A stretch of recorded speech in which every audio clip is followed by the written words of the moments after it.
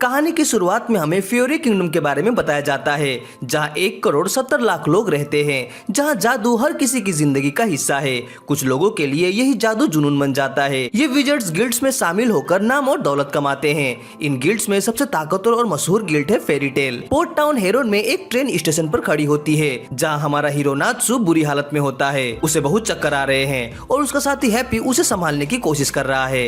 Happy बताता है कि जिसे वो ढूंढ रहे हैं सैलेमेंडर, वो शायद इसी शहर में है। तभी ट्रेन चल पड़ती है और नात्सु की हालत और भी ज्यादा खराब हो जाती है।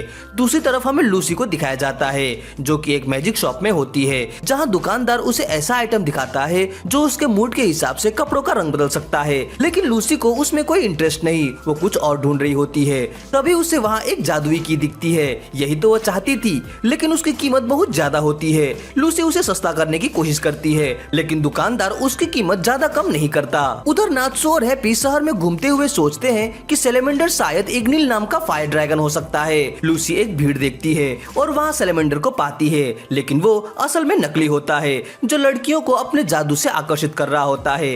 तभी नात्सु बीच में आकर लूसी को उसके स्पेल से बाहर निकाल देता है, जो वो नकली सैलेमेंडर इस्तेमाल कर रहा था। सैलेमेंडर नात्सु को ऑटोग्राफ देने की कोशिश करता है, लेकिन नात्सु साफ मना कर देता है, जिससे आसपास की लड़कियां बहुत ही ज्यादा गुस्सा हो जाती है। सैलेमेंडर सबको अपनी बोट पार्टी में इनवाइट करके चला जाता है। इसके बाद लूसी नात्सु और हैप्पी को एक रेस्टोरेंट में ले जाती है और समझाती है कि वो झूठा सैलेमेंडर वास्तव में एक फॉरबिडन अट्रैक्शन स्पेल का इस्तेमाल कर रहा था, ताकि लोगों को अपनी तरफ खींच सके। वो ये भी बताती है कि वो एक विजर्ड है और किसी गिल्ड में ज्वाइन करना चाहती है, क्योंकि बिना गिल्ड के विजर्ड को काम नहीं मिलता। उसका सपना है कि वो एक दिन अपने पसंदीदा गिल्ड फेरी टेल में शामिल होगी। नात्सु और हैप्पी बताते हैं कि वो भी सैलेमेंडर को ढूंढ रहे थे, लेकिन जिसे उन्होंने देखा वो असली सैलेमेंडर नहीं है, क्योंकि असली सैलेमेंडर तो एक फायर ड्रैगन है। लूसी यह सुनकर कंफ्यूज हो जाती है कि कोई ड्रैगन टाउन में क्यों होगा। वो बिल पे करके चली जाती है और नात्सु खुद को उसका कर्जदार महसूस करते हुए उसे थैंक यू के तौर पर वो बेकार सा ऑटोग्राफ दे देता है। बाद में जब लूसी अकेले बैठकर मैगजीन पढ़ रही होती है, तभी फेक सैलेमेंडर उसके पास आता है और कहता है कि वो फेरी टेल का मेंबर है। वो लूसी से डील करता है कि अगर वो उसके स्पेल का सीक्रेट किसी को नहीं बताएगी तो वो गिल्ड में उसके लिए रिकमेंडेशन कर देगा। लूसी मान जाती है और उसकी पार्टी इनविटेशन को एक्सेप्ट कर लेती है। उधर नात्सु और हैप्पी भी डिसाइड करते हैं कि वो उस बोट पार्टी में घुसकर फेक सैलेमेंडर की सच्चाई पता करेंगे। हालांकि बोट का नाम सुनते ही नात्सु की हालत खराब होने लगती है, लेकिन उन्हें यह सुनने को मिलता है कि सैलेमेंडर फेरी टेल से जुड़ा है, जिससे उनका इंटरेस्ट और ज्यादा बढ़ जाता है। पार्टी में सैलेमेंडर फिर से लूसी को अपने वश में करने की कोशिश करता है, लेकिन इस बार लूसी समझ जाती है और उसे मना कर देती है। तभी कुछ आदमी आते हैं जिनके कब्जे में कई लड़कियां होती है और वो कहते हैं कि सैलेमेंडर ने ये लड़कियां उन्हें दी है। वो लूसी से कहते हैं कि अब उसे भी उनके साथ बोसो तक जाना होगा। लूसी खुद को बचाने के लिए अपनी मैजिक की का इस्तेमाल करने की कोशिश करती है, लेकिन तभी वो लोग लूसी की मैजिक की छीनकर समुद्र में फेंक देते हैं। लूसी बिल्कुल हेल्पलेस हो जाती है। अचानक नात्सु तोड़फोड़ करता हुआ वहाँ पर पहुँच जाता है, लेकिन बोट में उसकी हालत और खराब हो जाती है। वो कुछ भी नहीं कर पाता। हैप्पी किसी तरह लूसी को पकड़कर उड़ने की कोशिश करता है, लेकिन उसके पंख थक जाने की वजह से वो उसे उड़ा नहीं पाता और वो दोनों समुद्र में गिर जाते हैं। समुद्र में गिरने के बाद लूसी अपनी की ढूंढ लेती है और तुरंत एक्यूरिस को समन करती है, एक मरमेड जैसी सेलेस्टियल स्पिरिट। लेकिन एक्यूरिस गुस्से में लूसी को डांटती है कि अगर उसने फिर से उसे बुलाया तो वो उसे खत्म कर देगी। फिर वो अपनी पावर से पूरे बोट को किनारे तक फेंक देती है। हालांकि उसका असली निशाना लूसी ही थी। बोट तो बस बीच में आ गया था। जाते जाते एक्यूरिस कहती है कि उसे एक हफ्ते तक डिस्टर्ब ना करे, क्योंकि वो अपने बॉयफ्रेंड के साथ ट्रिप पर जा रही है। खैर, अब बीच पर नात्सु पूरी तरह से ठीक हो जाता है और डिसाइड करता है कि वो फेरी टेल का नाम खराब करने नहीं देगा। हैप्पी लूसी को बताता है कि ये फेक सैलेमेंडर असल में एक विजर्ड है, जिसे उसके गिल्ड से निकाल दिया गया था। जब वो लोग नात्सु को वीक समझकर उस पर अटैक करते हैं, तभी एक आदमी उसके टैटू को पहचान लेता है और समझ जाता है कि वो फेरी टेल का असली मेंबर है। लेकिन बाकी लोग फिर भी उस पर हमला कर देते हैं। फेक सैलेमेंडर अपना फायर मैजिक इस्तेमाल करता है, लेकिन नात्सु उसे मजाक में ही खा जाता है और अपने powerful attack fire dragon fist से उसे हरा देता है।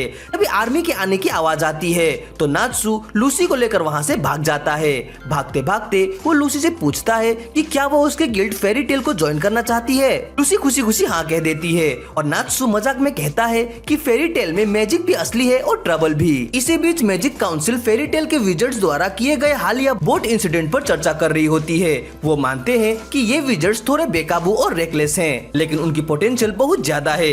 उधर नात्सु, लूसी और हैप्पी फाइनली फेरी टेल की गिल्ड में पहुंचते हैं। जैसे वो अंदर जाते हैं, शुरुआत में सब नात्सु को देखकर शॉक्ड हो जाते हैं, लेकिन अगले ही पल पूरा हॉल कियोस में बदल जाता है। सब एक दूसरे से लड़ने लगते हैं। यहाँ हमें गिल्ड के कई सारे मेंबर दिखते हैं। ग्रेव फुलबस्टर जो एक पावरफुल विजर्ड है, लेकिन आदत से मजबूर बिना वजह कपड़े उतार देता है। कैना एल्बिरोना जो बाहर से काम लगती है, लेकिन असल में हेवी ड्रिंकर है। एल्फमैन स्ट्रॉस जो हर प्रॉब्लम को ताकत से सॉल्व करना चाहता है, और लोकी जो खुद को बड़ा लेडीज मैन समझता है, लेकिन हर बार रिजेक्ट हो जाता है। लूसी यह सब देखकर बहुत खुश होती है कि वो फेरी टेल का हिस्सा बनने वाली है, लेकिन उसे ये भी लगता है कि यहाँ कोई कंट्रोल में नहीं है। अभी मीरा जेन स्ट्रॉस आती है जो गिल्ड की सबसे काम और फ्रेंडली मेंबर है, और मैगजीन में भी फीचर होती रहती है। वो लूसी से पूछती है कि क्या वो यहाँ नहीं है, लेकिन तभी वो भी फाइट में उड़कर गिर जाती है। आखिरकार एंट्री होती है गिल्ड मास्टर मैक्रॉफ ड्रेयर की, जो आते ही सबको शांत कर देते हैं, यहाँ तक कि नात्सु को भी नीचे पटक देते हैं। फिर वो लूसी से पूछती है कि क्या वो यहाँ नई मेंबर है, और उसके बाद तो पूरे गिल्ड को उनके रेकलेस बिहेवियर और कंप्लेंट के बारे में लेक्चर देते हैं। कैफेटेरिया में मास्टर सभी शिकायतों को साइड में फेंक देते हैं और गिल्ड को समझाते हैं कि असली जादू दिल और आत्मा से आता है, इसलिए उन्हें काउंसिल की चिंता छोड़कर अपने अंदर की ताकत पर ध्यान देना चाहिए। इसी दौरान लूसी को आखिरकार फेरी टेल गिल्ड का स्टंप मिल जाता है और वो ऑफिशियल गिल्ड का हिस्सा बन जाती है। अभी रोमियो नाम का एक छोटा सा बच्चा आता है और अपने पिता मकाओ को ढूंढने की गुहार लगाता है, लेकिन मास्टर उसे धैर्य रखने को कहते हैं क्योंकि उसके पिता माउंट हाको पर एक मिशन पर गए हैं। गुस्से में रोमियो वहाँ से चला जाता है और ये देखकर नात्सु फैसला करता है कि वो उसकी मदद करेगा। कुछ जादूगर कहते हैं कि ऐसा करने से मकाओ की इज्जत को ठोस पहुंच सकती है, लेकिन मीरा जेन समझाती है कि नात्सु खुद को रोमियो में देखता है क्योंकि उसे भी एक ड्रैगन इग्निल ने पाला था जो बाद में अचानक गायब हो गया। इसके बाद नात्सु, लूसी और हैप्पू माउंट हाको की तरफ निकल पड़ते हैं जहां उन्हें भयंकर ठंड का सामना करना पड़ता है। लूसी अपने मैजिक से एक बड़ी घड़ी को बुलाकर शेल्टर बनाती है। नात्सु बताता है कि मकाओ एक खतरनाक मॉन्स्टर वल्कन को काबू करने यहाँ आया था, लेकिन तभी अचानक वल्कन आ जाता है और लूसी को पकड़कर अपने गुफा में ले जाता है। घड़ी समय खत्म होते ही वहाँ से गायब हो जाती है और लूसी अकेली पड़ जाती है। जैसे ही वल्कन लूसी पर हमला करने वाला होता है, नात्सु समय पर पहुँचकर उसे बचा लेता है और मकाओ के बारे में पूछता है। तभी लड़ाई शुरू होती है।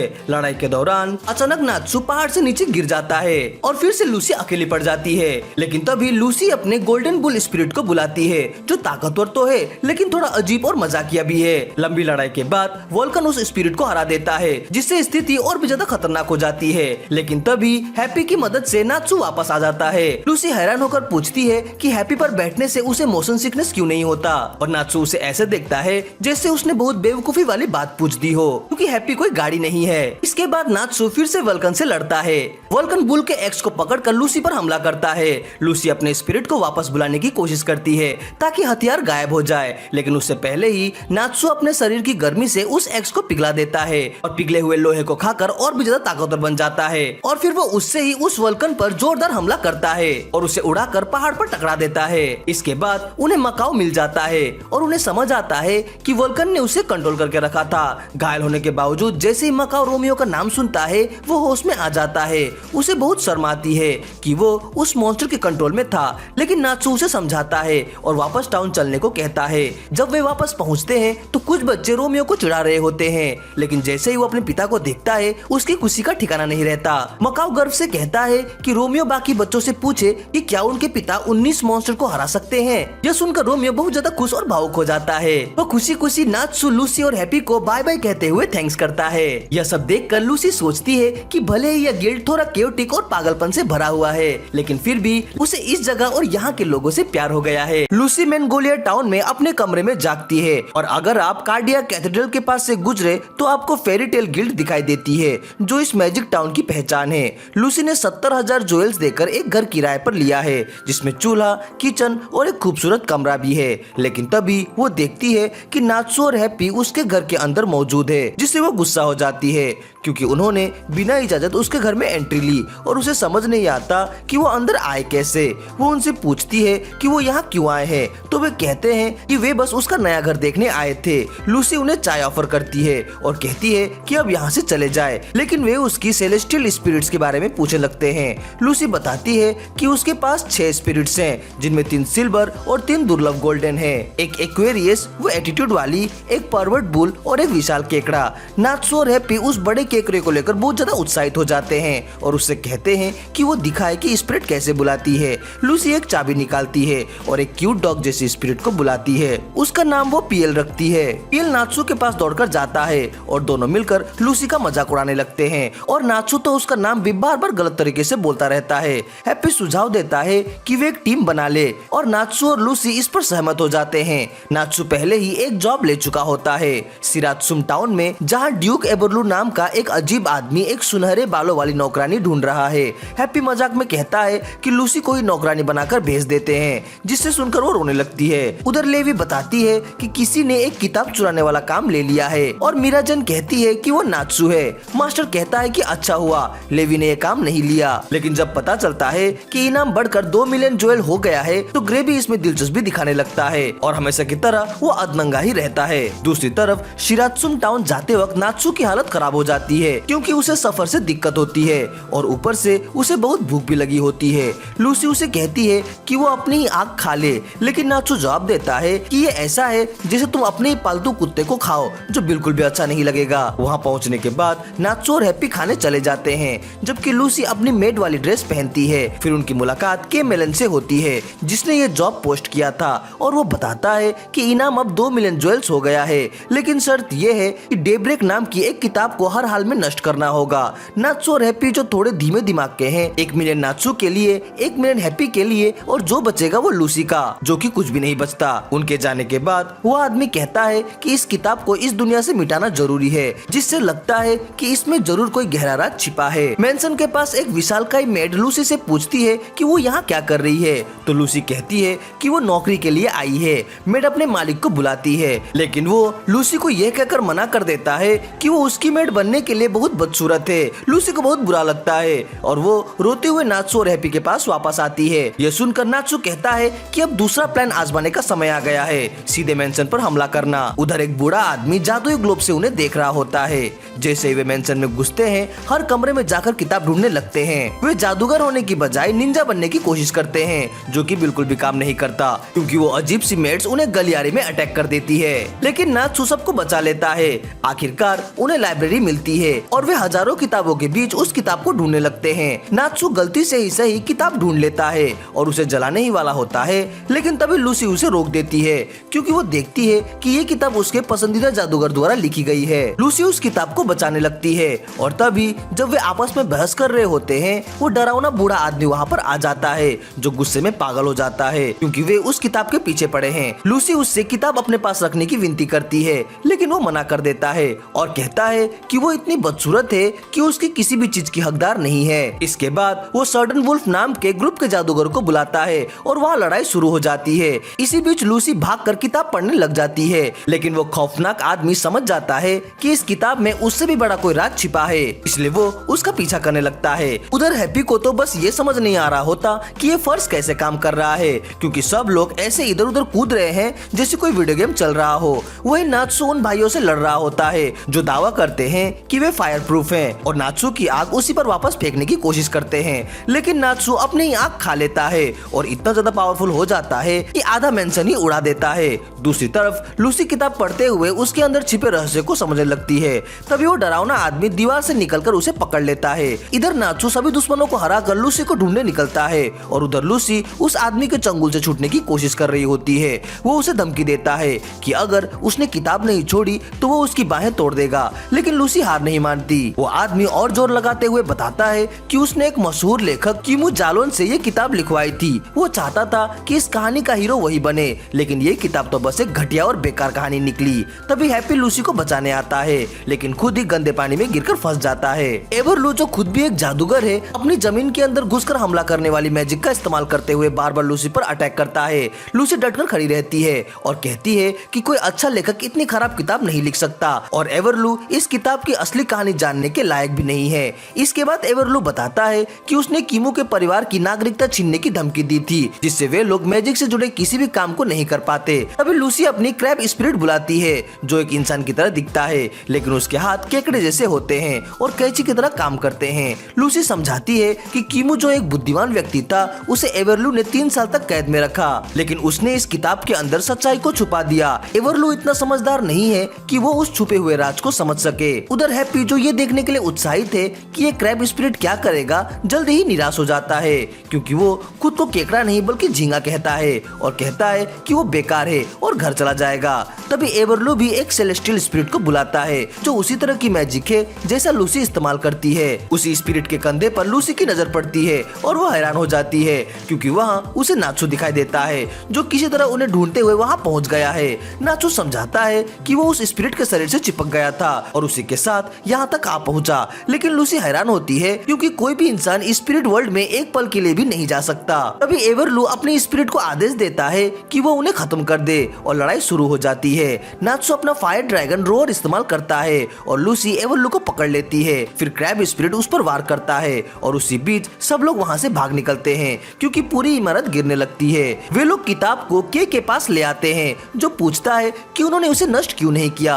तभी लूसी को समझ आता है कि के दरअसल कीमू का बेटा है, लेकिन वो फिर भी किताब को नष्ट करना चाहता है ताकि अपने पिता की इज्जत बचा सके। नात्सू को समझ नहीं आता कि कोई अपने पिता की लिखी चीज को क्यों मिटाना चाहेगा।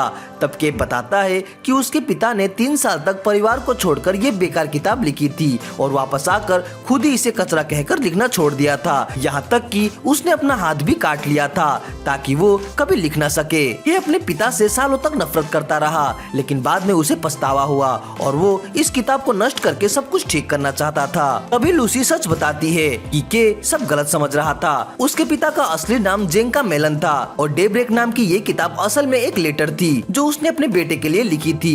लूसी उस किताब पर लगा जादू हटाती है और सामने आता है कि ये उसके पिता की सबसे बेहतरीन रचना थी। सच्चाई जानने के बाद के किताब को नष्ट करने का इरादा छोड़ देता है। इसके बाद नात्सू कहता है कि उन्हें इनाम नहीं चाहिए क्योंकि उन्होंने असली काम पूरा नहीं किया, जिससे लूसी नाराज हो जाती है। जाते समय लूसी बड़बड़ाती रहती है कि उसे पैसे नहीं मिले। तब नात्सू बताता है कि उन्होंने वो घर सिर्फ अमीर दिखने के लिए किराए पर लिया था, वरना कोई भी उनका ये काम नहीं करता। लूसी उससे पूछती है कि उसे कैसे पता चला, तो नात्सू कहता है कि उनके शरीर से उस घर जैसी खुशबू नहीं आ रही थी। अब इसका क्या मतलब है ये तो वही जाने। इसके बाद वे लोग जंगल का खाना खाते हैं और हैप्पी के बताए रास्ते पर चलते हैं, लेकिन उन्हें सही रास्ता नहीं मिल पाता। थककर लूसी अपना कॉन्स्टलेशन क्लॉक स्पिरिट बुलाती है और एक बार फिर नात्सू सोचने लगता है कि आखिर वह उसे साथ लाया है क्यों। इसी बीच झाड़ियों में कुछ हलचल होती है जिसे देखकर नात्सू तुरंत कूद पड़ता है जैसे लड़ाई शुरू हो गई हो, लेकिन वहाँ से ग्रे निकलता है जो उन्हें बताता है कि उन्हें जल्दी गिल्ड वापस जाना होगा क्योंकि सबसे ताकतवर जादूगर एल्जा वापस आ रही है। लेकिन दूसरी तरफ सवाल ये है कि ग्रे फिर से बिना कपड़ों के क्यों है। जैसे ही एल्जा का नाम लिया जाता है दोनों लड़के डर जाते हैं, जबकि लूसी उससे मिलने के लिए उत्साहित होती है और पूछती है कि वो दिखती कैसी है। लड़के बताते हैं कि वो बहुत डरावनी है और इतनी ताकतवर है कि पहाड़ भी हिला सकती है। तभी अचानक एक जादुई हमला होता है और हैप्पी को पकड़कर नीचे की तरफ ले जाया जाता है। कुछ जादूगर उसे बांध देते हैं और उसे खाने की योजना बनाते हैं, लेकिन हैप्पी मजाक में कहता है कि उसे पहले पेशाब करना है वरना उसका स्वाद बहुत ही खराब हो जाएगा। तभी नात्सू और बाकी लोग वहाँ पहुँच जाते हैं और जादूगरों के बीच लड़ाई शुरू हो जाती है, लेकिन हैप्पी सच में मजाक नहीं कर रहा था। उसे सच में बहुत जोर से पेशाब लगी हुई थी। काफी देर तक लड़ाई होने के बाद वे बुरे जादूगरों को पकड़ लेते हैं और उन्हें एक पेड़ से बांध देते हैं। तभी उनमें से एक जादूगर लूला भी कहने लगता है और अचानक सब लोग जमीन पर गिर जाते हैं और उससे कुछ पूछने से पहले ही वे इतनी तेजी से गायब हो जाते हैं कि कोई कुछ समझ ही नहीं पाता। वीडियो के अगले पार्ट के लिए कमेंट जरूर करें।